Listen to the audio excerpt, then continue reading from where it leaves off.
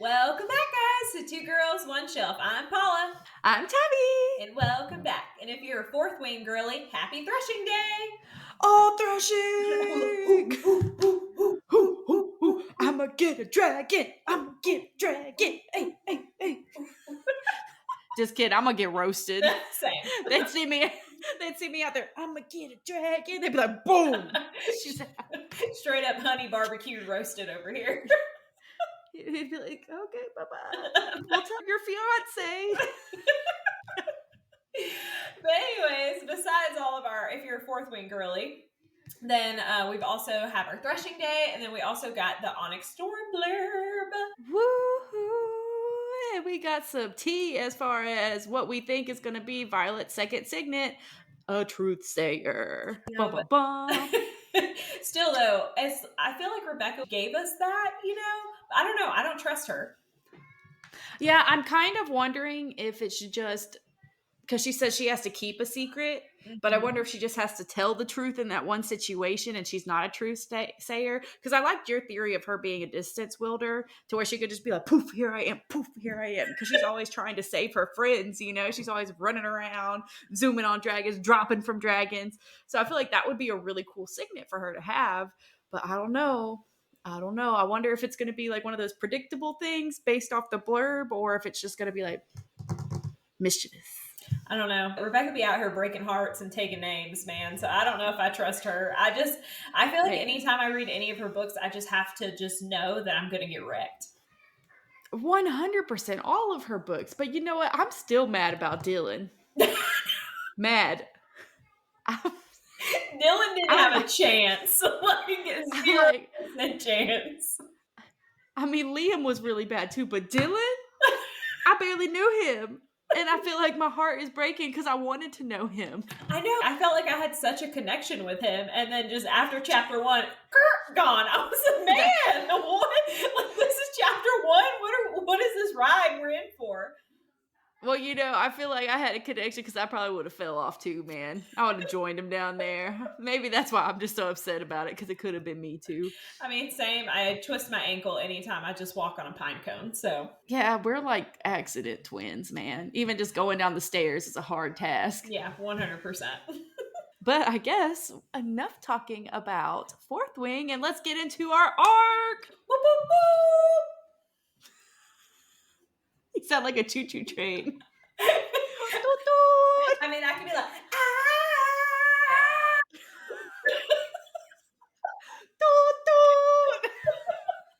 I don't know, that's the word right there. Dun, dun, dun, dun, dun, dun, dun.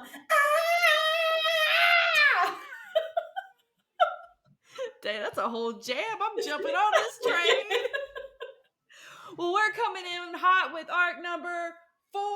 Woo! We're having to re-record it though because of Hurricane Helene, I think is her name. Helene.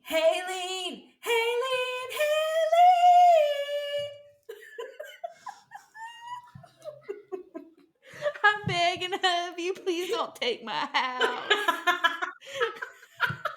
But let's get into our book. Our book is The Red Woman and the White Bear by Fern Ellis. So Red Woman, White Bear, very specific title name. Okay.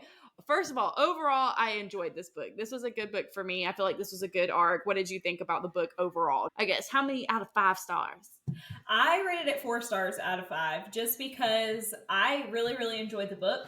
But for me, just a portion of the ending became very predictable for a very long period of the book. That was my only negative part right there. The rest of the book, though, phenomenal. I don't know where these people have been hiding, these debut authors. Where have y'all been? Under a rock? Because all the debut authors of books that we've been reading have been phenomenal. Yeah, they're coming out of the woodwork swinging. I mean, hard. I gave it a 4-star also. I thought it was really, really good. I liked it. Like you said, the ending was predictable, but then she came back and was just like, boom, here's a cliffhanger. So I did appreciate that. It saved it for me from being like a 3-star book. I put it back up there. But overall, okay, so the name, The Red Woman, White Bear, what did you think the book was going to be about before you read it, based off the name? Definitely about a white bear. I did not think that the white bear was going to be a dog. No, But I also thought that the dog was going to have more of a kind of a leading role in that. I feel like he was kind of pushed to the background. I'm like, why are you going to do the dog like that? Like, everybody loves a dog. Right. Why you gonna mess up Briar like that? I don't know. I was thinking it was gonna be like Kung Fu Polar Bear. I don't know. I was because you have the white hair. Yeah, I thought it was gonna be this girl who's just walking in the forest and be like, "Hey, what's up, polar bear? You don't belong here. You should be in Antarctica. Let's go save the fairy world." And he's just like, "Oh, you don't know nothing about Kung Fu. I'm here to be your champion." So I was thinking it was gonna be more like this bear coming out and whooping Heine. I have one question. Where did you get Kung Fu in this? Because the title nor the book cover gives any portion of Kung Fu vibes at all. But the bear was standing up in the cover, right? Or am I just imagining that? He was, but bears do that. That's Kung Fu bear. When you up on 2 feet and you a bear, that's Kung Fu. Like freaking Kung Fu Panda. That's what that is, but it's Kung Fu Polar Bear. He ain't gonna be standing up here like this if he doesn't do Kung Fu. That's just messed up. That goes against everything I ever learned. Okay, I accept that. I accept that answer. It's the worst answer. But hey, you had a rationale behind it. So I mean, you had a reasoning. That's what I believe up here. It's my imagination. Just got mental issues. Oh my God, I love it. But for real, I went into that book not expecting it to be as serious as it was, and it came out swinging hard. Yeah, and I just feel like it picked up such speed so quickly. I did not expect to just be like rolling. I felt like it was just kind of a little snowball rolling down a hill, and then it just turned into this giant snowball all of a sudden. Like there was so much happening throughout the story so quickly. I felt like I couldn't put it down. Once I really got into it, I was like, holy crap, I could not put this book down at all. I'm pretty sure I read it in like 2 or 3 days. Yeah, it took me, I want to say it was like 5 or 6 chapters to really like, okay, because the book starts off in a weird place and I don't know who I am. I don't know who they are. I don't even know what's going on. Where's my Kung Fu Polar Bear? But then it finally picks up to where I'm like, okay, I understand things now. You know, but I feel like that happens with most fantasy books. Well, we're going to hit the characters really quick, too. So we have the red woman. We have the red women. We have the red woman, which is Ashleen, and which I thank God for Fern putting a pronunciation guide in this book, because let me tell y'all, some of these names in these books are 13 letters long, and then also I would not think that they're pronounced certain ways, but you know what, it is what it is at this point. And we have our white bear, which is our sweet baby Briar, and then we have Rodney Finch, which he kind of was a good friend, bad friend, you know, he's a changeling, you kind of have to ask him the right question. He's changing sides. I don't know, he's like, I'm a slippery snake over here and I'm a slippery snake over here. But I'll hold you at night. Yes, exactly. But he did try to make up for it at the end. And then we have our Kyle, which definitely did not call him that. Call him Kale a lot of the book. He is Kale in my brain. Kale and Aisling. There is no way that Ashleen. Like, no way. That's no.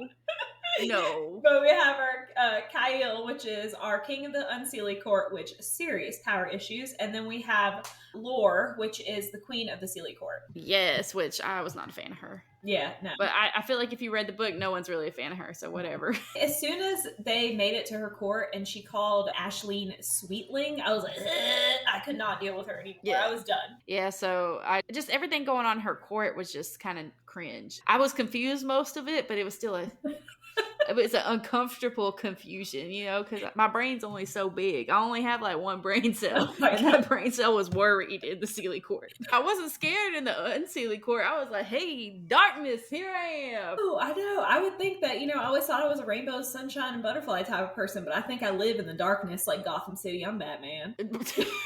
Batman? I'm going to put a symbol up in the air, just like curly hair, to see if you come. Like, caw-caw!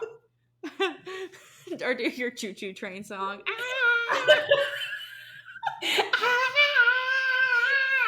don't know. I feel like that's very George of the Jungle. I'm just going to be swinging on vines. Watch out for that tree, Paulo. That'd be so good. But overall, this book, so much stuff goes down. So basically, one woman, one sprite, one unhealthy relationship. That's essentially what we got going on right now. It's a perfect synopsis of the book right there. Basically, that poor woman. She doesn't even get to take her dog with her half the time. It's messed up. My Kung Fu polar bear don't get to go on adventures. But we start off the story basically on Earth, which I thought was kind of weird. I was very confused there because, I'm thinking we're going to start off in a fantasy world, but no, we start off on Earth. Ashleen got engaged, but now she's not engaged anymore. She's camping with her friends. And then she basically saves this random fairy or sprite that's running away from the hunt, and she puts her in a backpack. And then she lets her free, and I was very confused in this moment. I was like, "Where'd the sprite? Where's the fairy? Where's the camping?" I don't. There was just a lot going on, different avenues. Yeah, I wasn't sure if everybody knew about the fairies, if that was just a thing. Everybody's just like, okay, the fairies exist and we exist, but from the gist of it, it was kind of like it's a forgotten thing. Yeah. So I feel it's more like a rumor now. The boogeyman. Yeah. But the boogeyman, real people, y'all better keep your ankles under your sheets because he gonna get you. He gonna get them toes. Yeah, he come out your closet. You better lock that door. I feel like the boogeyman has a foot fetish. That creepy man. You trying to get them toes for free? Bad old boogie. Just wanted to play with some hotchies. Let me see them toes, girl. What if he's just really excited to see you in your toes, but everybody's so scared because he's like at the end of your bed to get those toes? I mean, if someone's trying to get my toes, I'd be scared for them. But basically, Ashleen meets the Shadow Mama, gives her a prophecy that basically she's going to bring together the Seelie and the Unseelie court. And then she goes back to her friend Rodney, which is a changeling, and he's like, "Girl, I got the solution for this. You're going to bang the Unseelie king." First off, I don't understand how he just came up with this plan so quickly. But I'm your girl. I'm trying to escape reality. I know, but especially because so they go with this plan anyways. So they decide to glamour her. They go to the Unseelie court. And I love that he warns her. He's like, basically, don't ask any names. Don't accept any bargains. I couldn't, if I was Ashleen, I wouldn't be able to keep that promise because honestly, that's my chance. I have finally made it to a Fae realm and you expect me to keep these promises? No, I'm about to act out, my friend. Like, I'm about to go crazy up in this Unseelie court. Yeah, it's like, hey, my name's Tabby. Control me, please. Tabby, Tabby. I know. Do y'all need my social security card as well? Because I have that. Driver's license, passport. I got you. You got me. You got it? I just want to be running away in the woods so bad for whatever reason. But for real life, I'd be so scared. I'd be like, Jesus, the dementia's finally taking over. Dementia. Because, I'd be so slow. I'd be so confused so fast. I'd be like, Jesus, I'm going to the light. Oh my God, not the light. But anyways, her attempts end up to be successful as she's just being all like, she's giving him the business, dancing in front of him, then she pours some wine in his cup, gets all the sexy time. So he's just like, oh yeah, let's go do some things. So they in there getting hot and steamy. And I'm like, dang, this book is getting steamy fast. And I was just happy. But also I'm glad that he brings her to this room that has this little cot. Like, sir, you are this king. We ain't trying to roll up in the sheets on this little baby bed. Like, do better. Yeah. I wonder whose room that was. Was it a room? Who did it belong to somebody? Was it Methel's room? It might be a little put bed. Her on that little cot because she a little person. Man, he was getting it down and dirty in Methel's room. That's messed up, Kale. That's messed up. But anyways, the plan works. They leave, her and Rodney come back to the house. Kale ends up looking for her, but then she goes back. She's like, oh yeah, he wants some more. Part 2 of my plan. And she's in the garden and he choke slams her into a tree. He's like, you ain't getting me, you crazy lady. And the glamour just shatters around her. And she's like, oh crap, I'm a human and I'm ugly. Oh no, what do I do? Oh, I lied to him. Oh my gosh. And then she gets thrown in the dungeon and she is his prisoner. Ba, ba, ba. My other thing too about it is just honestly great. First off, that was great. second. My other thing is, what did she expect? Did she just think that she was just going to be able to go to the garden and go hang out with this Fae king that everybody's told her that he was just this ruthless leader and things were going to be okay? You didn't have a backup plan? Right. Excuse me, ma'am. He is a powerful dude. And okay, let's talk about Rodney for a second.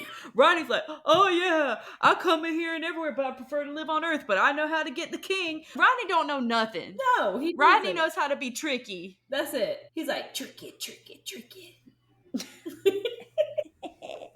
Yes, no. But I don't understand. No, I don't either. Rodney, he talks about how he's like, oh yeah, I know plans. I know what to do. No, Rodney, you don't know what to do. You need to sit down in the corner. Just be quiet. And then guess who doesn't come to save her? Rodney. Exactly. Homegirl gets taken as a prisoner, and then she's used as a tether, and that doesn't go well. And then she gets taken to war by Kale, and then basically Warren tries to dangle her like a piece of meat in front of Kale's face and say, hey, this your girl, you want to use your powers, you want to use it on her, but then his powers go crazy. Yeah.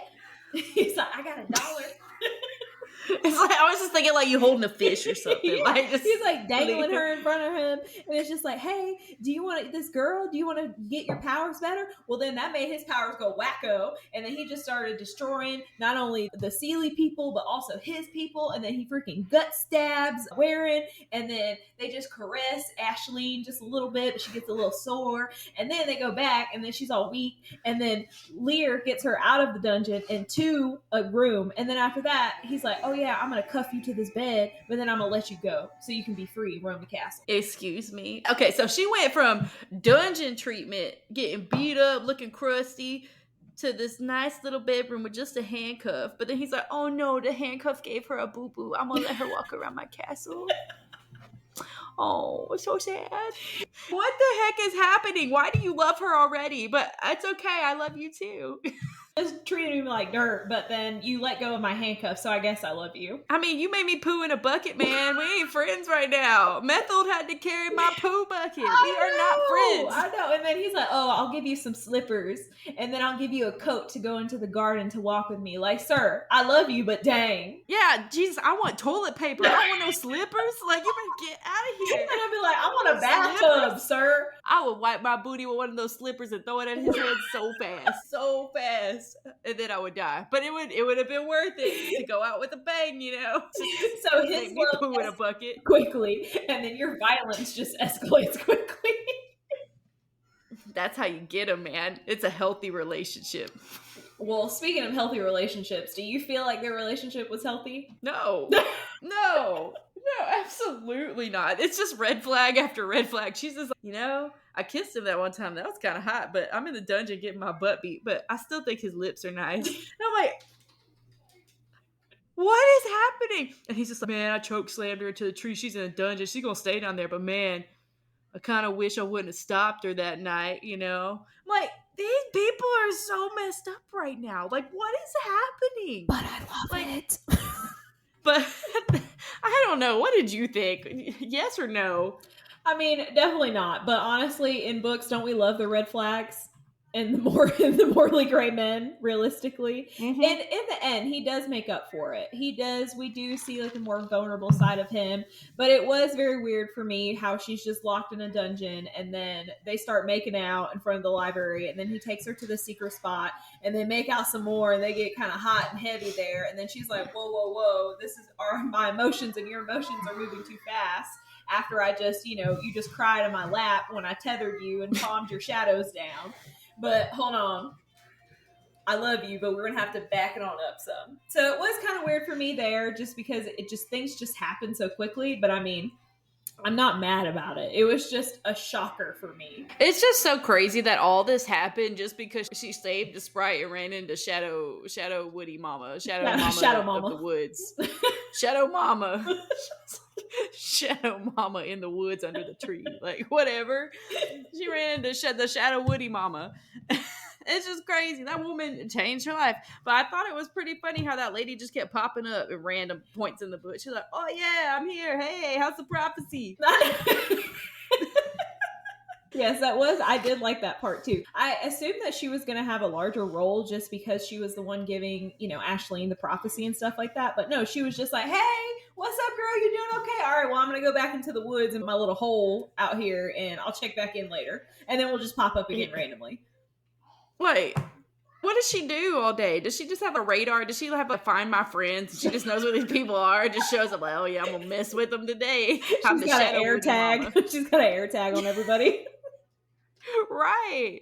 I did think, though, going back to where we were at, it was crazy that after they're getting all good and, lovey-dovey, she's like, oh yeah, I'm the red woman. Like, ma'am. Like, do you not remember how that man choked you in the garden? How did you think he was going to take that? Yeah. Fool me once, shame on you. Fool me twice, shame on you. Fool me 3 times, I'm still in love with you. It's just crazy. She's putting him through. She's like, yeah, I lied. I'm not a little elf thing. Yeah, I lied. I'm the red woman. I mean, poor Kale, honestly. He's all over here getting his shadows tamed, and she's over here just lying. I know, exactly. He's out here bearing his heart, and he's just deceiving. She's just out here deceiving. And this is where, this is the point where my love for Ashleen was like, I love Kale more. I was just like, man, Ashleen's a cool character. And then I'm like, Ashley, you suck, man. That's why you and your first relationship didn't work out. I would have dumped you too, man. Jesus. You're just lying all over the place, you crazy woman. But you can't trust them. You can't trust them women. No.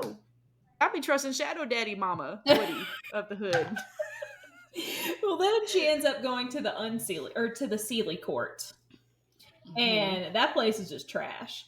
They describe it as just this beautiful place and, just basically it's night and day compared to the Unseelie Court. Things are just bright and colorful and all this other things, but that is just deception because of the way that they're treating the humans there. It's kind of creepy because basically they're just making the humans trip acid, but they're like basically having them hold candles and burning them and eat butterflies, and they're thinking they're just frolicking through the flowers, but they're not really doing that.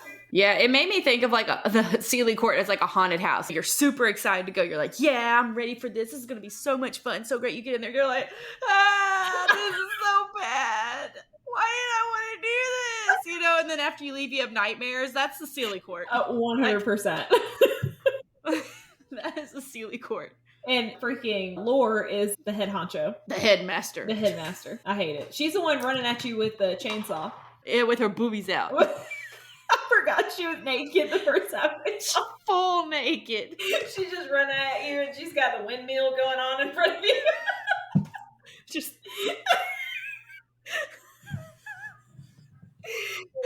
staring you in the eyes. It's like Austin Powers and the Bionicle Women's that their boobies were machine guns. Shut up. That's freaking Lore all day. All freaking day. But her and Ashleen and Rodney were able to go to basically the archives, and they wanted to figure out a way. They had bad vibes about the Sealy Court, and they basically wanted to find an option 3, whether the Unseelie Court doesn't rule and the Sealy Court doesn't rule. There had to be a third option. So they figure out that there's this basically these fae people that were there thousands of years ago called the Silver Saints, that they felt like they could basically take over and help them solve the problem that they had going on. World peace. Yes, world peace. We love that. I hate in the book, though, I kept reading it as Silver Taints instead of Silver Saints. And it was just a bad time. Not Silver Taints. I was like, why do you want to summon these things? It's so creepy. And I'm like, oh, I don't know how to read. Oh my God. There's just like silver dingleberries coming down from the sky. No! That's epic. It's like,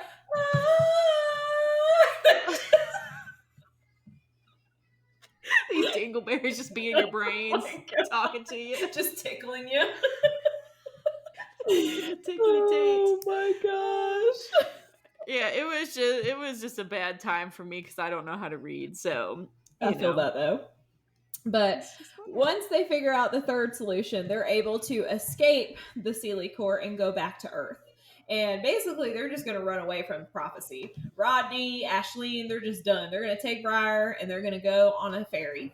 But right before they leave, they end up getting a visit from the Unseelie Court's captain, Rafe, and then also Lear, basically telling Ashleen that since she's left, Kale ain't doing okay. Homeboy is in the dumps. He is in the corner. He's not eating. He's not taking care of himself. And they want her to come back and basically heal him. and make him take care of himself. I just think it's crazy that she just decided to go, okay, sure. But what a toddler. He doesn't get his way and starts throwing a tantrum. Oh, for sure. And then makes himself sick. Exactly. Sir, aren't you like 1,000 years old now? Yep. Why are you acting like a 2-year-old? And that's what I took it as. I took it, obviously, like he was hurt and going through it. But it's all because he's upset. He's going through it because he's upset about something. And I'm like, you big baby. Yeah, you're supposed to be this powerful dude. Yes, like you're supposed to be this big bad king taking care of your kingdom, and you're not doing that. You're just being a big old baby. Yeah, whatever. After you done yelled at her to run, and then you're gonna be sad you yelled at her to run. I can't stand you. Like, I can't. But luckily, the story continues on, and Ashleen decides to go back to the Unseelie court to check on him. And basically, she walks into him. He's upset. He gets a little loud with her, but she has her little salve to rub on his wounds because basically his power just starts melting away his skin and giving him scars and all this other things to just basically disintegrate him in a way. Yeah, because he had an accident years previously, and so he has to throw up a glamour on like half of his face down to his hip to cover up, I guess, the marks left from that accident because he was seeking more power. And so he's just like, stop it, I'm ugly, don't touch me. But he's like, you could come in anyways, that's fine, I guess you could rub it on me. Yeah, it didn't take him a lot of convincing to get the rub down. Yeah, he was like, no, okay. But then she's gonna be asleep while he's healing in the chair, and he's gonna try to choke her out. Like, her shadows are gonna be like, ah, and try to get her. I know. She's better than me, because I would have been screaming bloody murder. She just woke up and was basically like, spanked him like a dog and was like, no, down. Like, it's me. Bad. I know, bad boy. No, I would have been screaming, running out of there, back to Earth. Yeah, I would have done your choo-choo train song. Ah! Like, it would have been gone. Not been okay, man. But of course, they get all their little lovey-dove on and they become super vulnerable and talk about their feelings and all that good stuff. And then they get down to the business. The business. And they talk about his thrust being punishing and brutal pleasure. But I was hyping myself up in this point. But then she talks about him being a gentleman. So I'm like, is he thrusting? Is he being a gentleman? What are we doing in this moment? Like punishing and then gentleman. They're kind of into it. They be choking, they be yelling. So they end the red flag. So this is normal at this point. Like, this is fine. But I did like towards the end of this, kind of once they're getting their thrusting business done, that they honestly show a lot of their vulnerable sides to each other, especially him. He just gets very sweet to her and just talks about all of his past and things like that. And I did like how he just so freely gave her his name. So then we get through all the lovey-dovey stuff, the fun stuff. And then now we're getting back to this war. So Unseelie versus Seelie, but they've done made the Seelie court mad because they killed one of her, I was going to say a manstress. That's not right. It's not a mistress, but it's a manstress. One of her manstresses that paints pictures of her. And so they're luring her out at this point to come and be a part of this plan that they have constructed to bring in the silver tanks, okay? So they're trying to summon them. So they construct this plan to where they're going to bring Lore out. They're going to lure her into this ritual or this blood rite. And Lear's going to be sitting there saying the things. And they're going to be like, and get rid of Lore because she's a cuckoo banana pants. So anyways, their plan is working successfully. They're going through all the steps. The way that the author described Lore being strung up in the air, very crazy, freaked me out. I was like, dude, that is such a good description. I mean, it's horrible, but it's like, dang, man, she's giving her a good gift. She definitely used a lot of good adjectives in that moment. Yeah, I was like, oh, she's dying. This is serious. Oh, okay. But then Kale falls on his knees in front. I'm getting stressed again. Yeah. In front of Ashleen, falls on his knees, and he's like, you know what to do, Buttercup. And she's like, I ain't gonna do that to you, you crazy. He's like, we gotta do this together. And then sacrifices himself too. And then not even time to be sad about it. Boom, the silver taints are there. Just from the sky. The three of them just beam in, like Scotty beam me down. And they're walking around. They're like, they ain't got no face. I pictured them, even though this person has a face, I pictured them looking like the lady from the Stitch movie, the emperor of the I was gonna say the old people, the monsters. The old people, good God. The monsters. Like the galactic emperor, I guess is what you would say. I pictured them looking like her, just being like, but have no head or no face. And then they start speaking into the mind. So everybody just like stops in the middle of battle. Like they almost like they freeze it. Some people are looking around like listening. Some people are like listening. Some people are like listening. But everybody is just frozen. So just everybody, except for I think Ashleen's not frozen. And they're speaking into their minds, hey, if you keep this up, this is what it's going to be. And they're showing them a nice little picture book of what the war is going to bring. They're like, okay, here's an image, everything's destructive. And everybody's like, oh no, you don't want that. And the guy on the ground's like, oh no, I'm dying anyways, it sucks. Like, they're coming for me. I'm going to die. You know what? It's okay, just string me in the trees. Like, it's bad. So all these people are frozen. And then the silver taints are just walking through the woods like, have a good day, y'all. Finger guns. I'm done talking now. And everybody's like, well, they unfreeze. And they're like, I guess I don't want to hit you anymore. I guess we'll call it a truce. Silly unsillies forever. And then they walk off into the sunset. Yes. And Ashleen's just like, I just killed the person that I love. What the heck? And they're like, oh, you didn't hear it? You didn't see it? She's like, no, I just killed somebody that I love. What's wrong with you? What is wrong with you? Crazy. Insane. Yeah.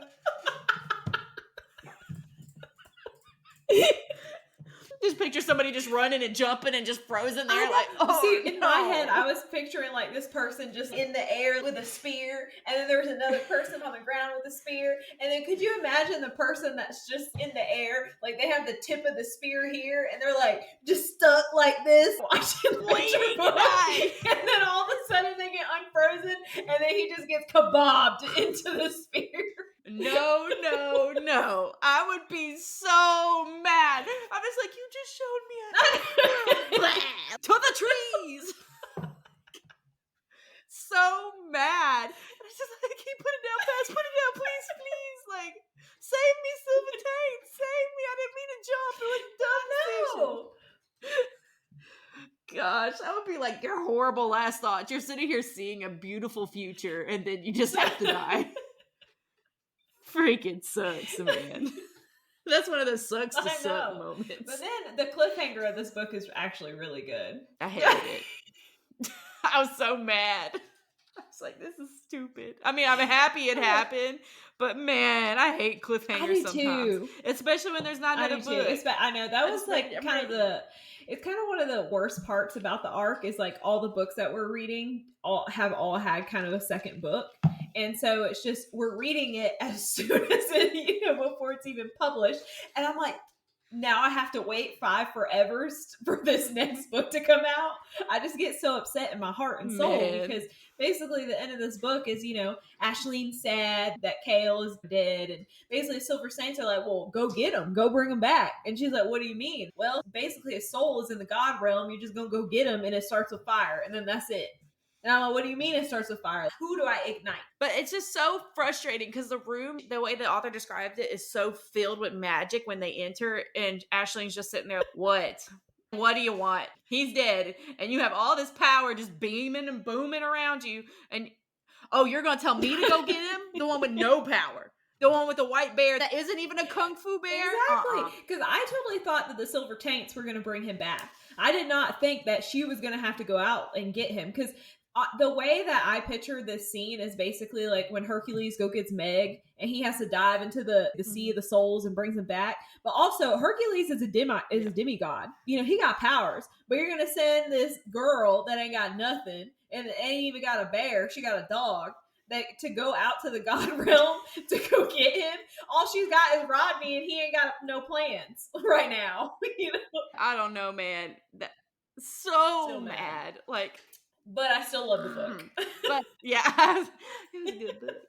It made me mad, made me feel feelings, and I just loved it. I cried. I laughed. I was mad.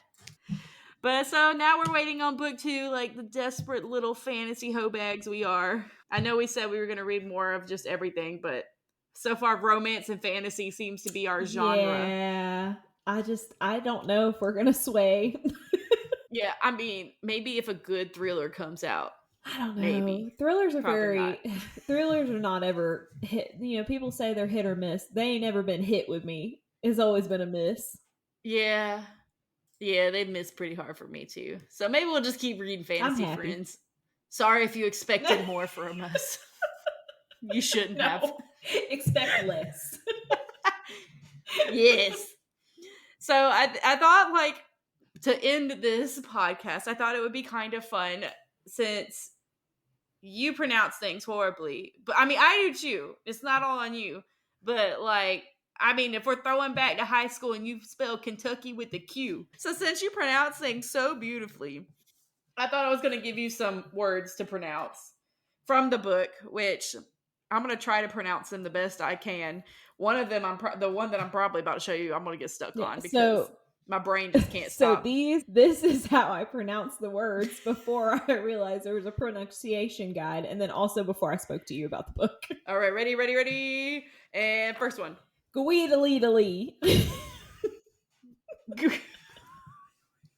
the E on the end? Gweedlee.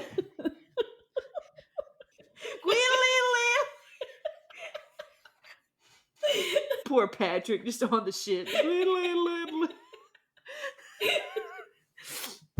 It's actually Gweldiolan. That makes sense. Does it? No. No. Nothing makes sense. Okay, here's another one. It starts another G one. I read that as Ganak. Yeah, like ganache. Like knocking on the door? No. I want to visit this place. Ganache. So this one is Gon Call Knock. I'm gonna knock. Okay. This is the one that made me mad the most. Like, I'm talking about anger. I don't even know what kind of language this is, but it's not right. This is not hooked on phonics. So get ready. Yeah, see, I kept this one simple because my brain could not comprise that, and I just said Nia. That's so smart. Just Nia. But it's wrong. It's Neve. Neve. Where's the Where's it at? Maybe the M is supposed to be a V. Hooked on phonics is failing these people. Or it failed us, one or the other. Failing. Neve? Mad. I'm mad. Miss Fern, where did you get these names from? Just wondering. Probably a cultured place. Yeah, probably. It's probably like a foreign language we just don't know. And I'm just sitting here, Neve, Neve. And they're like, well, yeah, that's how you say it, duh. Okay, this one is the one I didn't know how to say. Yeah, so I read that as Wild and Ratchet. Not Wild and Ratchet. I mean, honestly, it was Wild and Ratchet over there. It really does say Wild and Ratchet. Wild and Ratchet. It is Wild React. Wild and Ratchet. But I do love in the book how she says that Ashleen does call it the Wild because Wild and Ratchet was too hard to say. And I'm like, you're right. You're right. Wild and Ratchet is way easier to say. Miss Fern, I'm glad you add that in there. Yeah, you know the truth. You know, you made this word up. Don't play. You made it up. Oh, gosh. But I did think it's cool. Some about the author. Like, she has her very own white bear named Newt, which he's a golden doodle type dog. It's a doodle of some sort. So it's a little big dog. So she's got her own kung fu white bear. Be like, yeah. And yeah, and then she's already working on book 2, which gives me hope that it'll be sooner rather than later. Fern, please. Please, we need it. So what was your favorite quote from the book? I didn't really have one, but I'm sure you have one because you're more studious than me. I mean, my favorite quote are always the love quotes. So I really loved when Kale said, "What I feel for you is the kindest thing about me, the only kind thing." I was like, oh, God.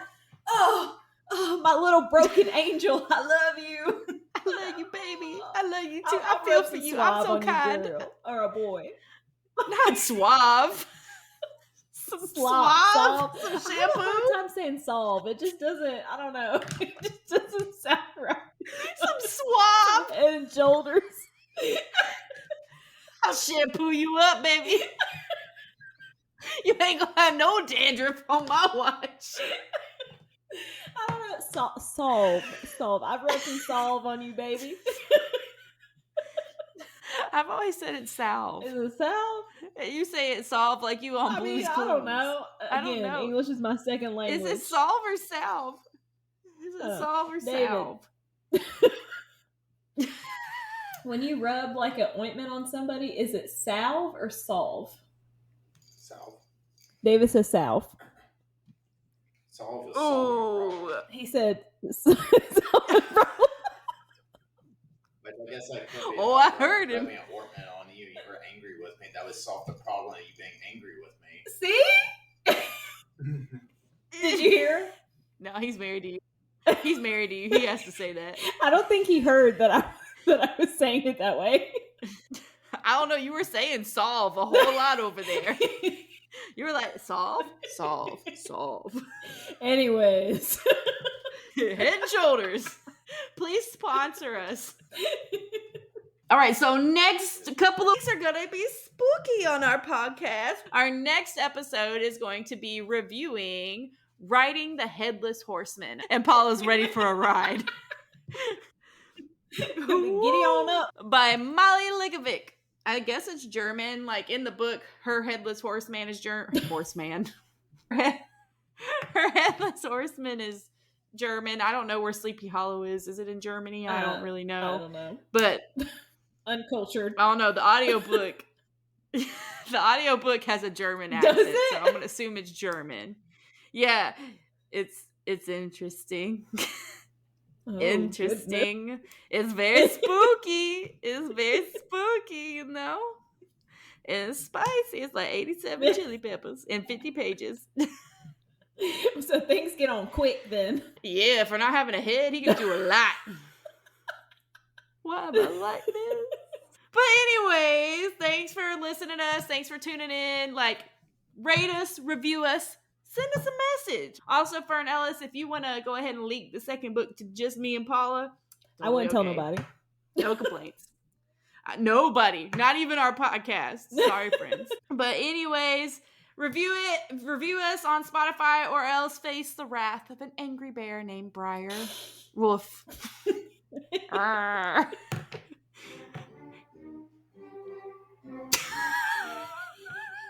That's perfect outro music right there. But love you, friends. Keep it spicy.